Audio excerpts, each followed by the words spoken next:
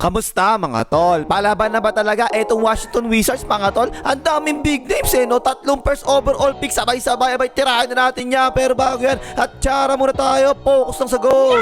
Okay game, saan katutak na ang big names sa Washington Wizards mga tol ha? Parang nangongolekta na maraming kilalang players eh. Nasa kanila na si Ashtray, di ba? Nakakuha nila last year, 5th overall pick yan noong 2018. Nakakuha rin nila si Davis Salon, dating first overall pick yan noong 2012. Tapos si Alex Azar naman, second overall pick yan noong 2024. Tapos si Ajo Dibansa, first overall pick ngayong draft. Tapos nakakuha rin nila si Gary Ayton, dating first overall pick din noong 2018. At recently nakakuha rin nila si Kate Middleton na kanang kamay dati ni Giannis Nabilet sa Milwaukee Bucks noong nag-champion sila. So, anim yan na may pangalan talaga mga tol eh, no? Parang nangungulekta ang Wizards ng mga kilalang player ha. Tapos isasahog na lang lahat sa kawali. Bahal na kayo dyan, maghalo-halo kayo. Pero tingnan natin mabuti mga tol ha. Pwede na ba talaga panlaban itong Washington Wizards na to? O, simulan natin sa magiging susi ng team na to, si Ashtray. 27 years old pa lang yan mga tol ha. Pero legit talaga yan, walang defense talaga.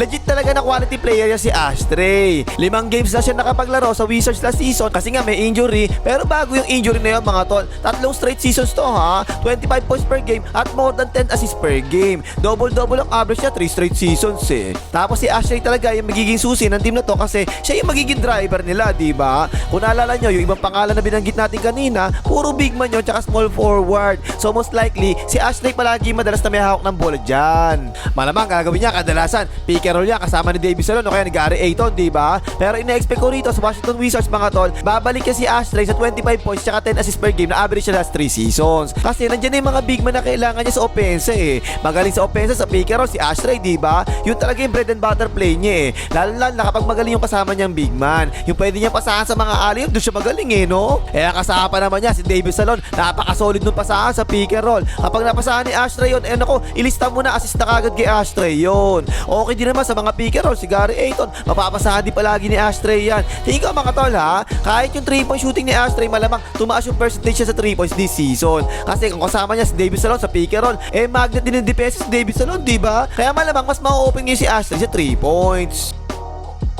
So, eto yung pangalawa, yung ex-Lakers na si Davis Salon. Eto mga tol ha, magaling talaga si Davis Salon para sa akin eh. Huwag lang ma-injured kasi palaging injured eh. Gawa kasi sa salamin yung katawan niyan, di ba? Ang dali-dali talaga mabasag eh. Mula nung 2020 season, eto yung mga numero na nilaro niya sa isang season ha. 36 games lang, 40 games lang, 56 games, tapos 76 games. Aba, pataas na pataas ha. Tapos nabales, 51 games na lang at 20 games na lang sa Dallas Mavericks bago siya na-trade sa Wizards. Ay, hindi pa nga siya nakakapaglaro dito sa Wizards eh. Pero kung healthy si Davis Salon mga tol, ilista mo na 20 points per game pataas palagi ang average niyan eh. Sure ball talaga yun. Tsaka more than 10 rebounds per game yung average niya. 20-10 palagi na double-double yung average nito eh. Pati depensa niyan, legit talaga, malakas talaga eh. One of the best defender na sentro sa NBA. Kahit sa perimeter o kaya sa loob o kaya shot blocking, napaka-solid talaga ni Davis Salon eh, no? Ang isa lang na hindi talaga maganda rito, inconsistent talaga si Davis Salon sa 3 points. Tumitira talaga ng 3 points yan, pero Diyos ko, palagi talagang nasa 25% hanggang 28% lang yung average niya sa 3 points. So kung i-screen na nito si Ashtray mga tol, asahan nyo ha. Parol palagi ang gagawin niya si Davis Salon, hindi pick and pop eh. Pero ang gusto kong makita, yung papostin palagi ng Wizards si Davis Salon kasi for sure mga tol, magiging sabay-sabay na malalaki ang Wizards sa loob, diba? Maraming front court yan. Si Ajo Dibansa, si Davis Salon, tsaka si Gary Ayton. 6'9", 6'10", tsaka 7 footer. Ang tatangkad ng front court nila eh. Yun nga lang, eto, hindi pa talaga sure si Davis Salon mga tol. Paano ba naman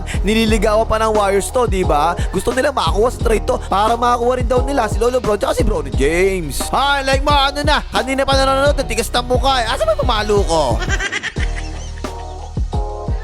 Tapos pangatlo, yung ex-Lakers din na si Gary Ayton. Eto, finally, sa wakas, no? Tinupad na nga ni GM Rob Pelinka yung pangako niya sentro kay Davis Salon. Ibinigay na niya ngayon sa Wizards si Gary Ayton. Ayun, magkasama na silang dalawa doon ni Davis Salon.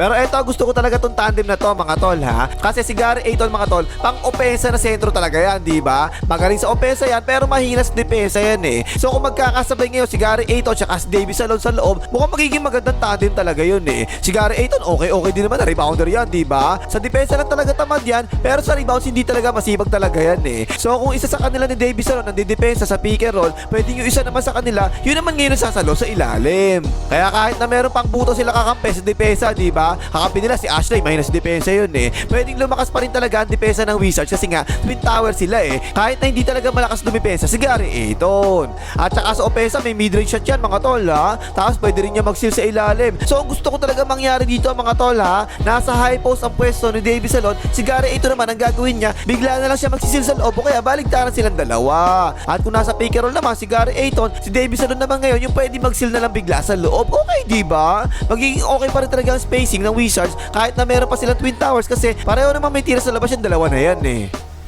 Tapos ito yung isa pang bagong dagdag, si Kate Middleton. Ito tingin ko mga tol, perfect talaga yung pagkakakuha nila rito eh. Kasi ang katrade nito mga tol, si J-Lo na point guard, diba? Tapos ang nakakuha nila pamalit, spot up shooter na experience na talaga eh. Ito mga tol ha, tingin ko nga posible maging starter pa nga to si Kate Middleton sa Wizards eh. Pero most likely talaga, magiging 6 man lang siya dito kasi andyan si Ajo Dibanza, diba? First overall pick nila yun eh. Pero hindi ako magtataka kung sa mga crucial minutes ng laro ha. Eto si Kate Middleton na nasa loob kasi clutch talaga tong hayop na to eh. Proven na yan mga tol, lalo na nung nag-champion sila sa box natin, galing yan eh. At yan mismo talaga kailangan ng Wizards. Meron na silang Ashtray, meron silang Davis Salon. Pero kadalasan sa mga clutch moments, kinukuyog palagi yung star marker, di ba? Kaya napapasahan rin talaga yung mga shooters sa corners. At dun ngayon papasok yung shooting ni Kate Middleton para sa Wizards. Silang dalawa malamang ni Alex Asar yung tatambay sa corners para sa kanila. Tapos dito naman tayo sa medyo bata pa ha. Yung dating second overall pick, si Alex Asar. Eto malamang ang magiging starting power forward nila o kaya sentro ng Wizards kasama ni Davis Salon. 7-footer, 21 years old pa lang to mga tol ha. At third year na niya ngayon sa NBA ito parating na season. At last season tumaas talaga yung averages niya eh. 16.3 points, 7.4 rebounds, 2.7 assists, 2 blocks, 48.2% sa field goals at 33.3% sa 3 points. Lahat yan mas mataas kaysa ng rookie season niya. Pero tingin ko ito third season niya mga tol, baka biglang bababa yan eh no. Kasi maglalaro si Davis Salon tapos andyan pa si Gary Ayton. So meron talaga siya makakahati sa minuto. At malamang maging spot up shooter siya rito ngayon mga tol. No rookie season niya ha, 5.1 na 3-point attempts yung tinitira to si Alex Asar. Pero nung second season niya bumaba talaga eh. 3.1 na 3-point attempts na lang. Pero malamang ngayon third season tataas na naman yan. Babalik yan sa 5 3-point attempts. Pero kung ako tatanungin mga tol ha, mas gusto ko talaga to si Alex Asar kaysa kay Gary Ayton kasi legit na spacer talaga to at legit na shot blocker pa. Dito ako pinaka-excited talaga sa lahat kasi kahit na hindi pa to bruiser na sento mga tol, legit shot blocker talaga to eh no. At yan magaling si Davis Salon, di ba? Kung naalala nyo dati sa Lakers kasabay niya sino? Si JaVale McGee, shot blocker. Si Dwight Howard, shot blocker din. Effective sila kasabay ni Davis Salon eh. Pero for sure, mas bababa talaga yung shot attempts nga ngayong season kasi nga ang daming bagong dating sa Wizards eh. Commercial pasok! At panghuli, ang first overall pick ng Wizards si Ajo Dibanza. Eto, gusto ko talaga yung pagkakatrade ng Wizards kay J-Lo mga tol eh. Para makakuha nila si Kate Middleton, di ba? Kasi etong si Ajo Dibanza mga tol, ball dominant na player to eh. Small forward to na masalaksak talaga to na player. So kailangan talaga niya, siya yung may hawak ng bola para maging effective siya. Kaya nung nawala si J-Lo, mas okay talaga yun kasi mas makakahawak siya ng bola eh. Kumbaga, mas konti makakahati niya, di ba? Pero kung tutuusin, napakapangit talaga ng sitwasyon niya ngayon sa Wizards. Kung hindi mo aaralin, iisipin mo, jackpot siya kasi mahinang team ang Wizards, diba? Nung last season, kulelat to sa standing sa buong NBA eh. 17 wins, 65 losses lang ang nakakuha ng Wizards last season, napakababa. Kulelat nga yan sa buong NBA. Kaso, 5 games lang naglaro no, si Ashtray, si Davis Salon naman, injured last season. Wala rin si Gary Ayton, wala rin si Kate Middleton. Bigla nag-iba talaga ang itsura ng Wizards kaysa last year eh, no? 4 na players, bigla yung nadagdag sa kanila eh. Kung naglaro nga yung 4 na yan last year sa kanila, malamang hindi magiging kulelat sa standing ang Wizards to, diba? Baka nga posibleng nakapasok mga sila ng playoffs eh. So hindi talaga to kagaya ng sitwasyon ni Cooper Flag sa Dallas Mavericks sa season na ibinigay talaga yung bola sa kanya, diba? Gawin mo kung anong gusto mo, bahala ka sa buhay mo, ganun eh, no? Eto si Ajo Dibanza, marami talaga siya makakahati dito sa Wizards. Kaya I don't think na magiging rookie of the year pa nga siya this season eh. Pero kahit na, I'm sure mag-a-average pa rin to around 15 hanggang 20 points per game sa rookie season niya. So ayun mga tol, no, actually nagusto ako talaga yung pangungulekta ng players ng Wizards ngayon eh. Kasi meron silang ball dominant na playmakers, si Ashtray tsaka si Ajo Dibanza, di ba? Meron din silang spot up shooters, si Kate Middleton tsaka si Alex Asar. Meron din silang mga big man, si Davis Salon, si Gary Ayton tsaka si Alex Asar. Maganda yung magiging rotation yan eh, no? So tingin ko parang pwede talaga mga tol eh.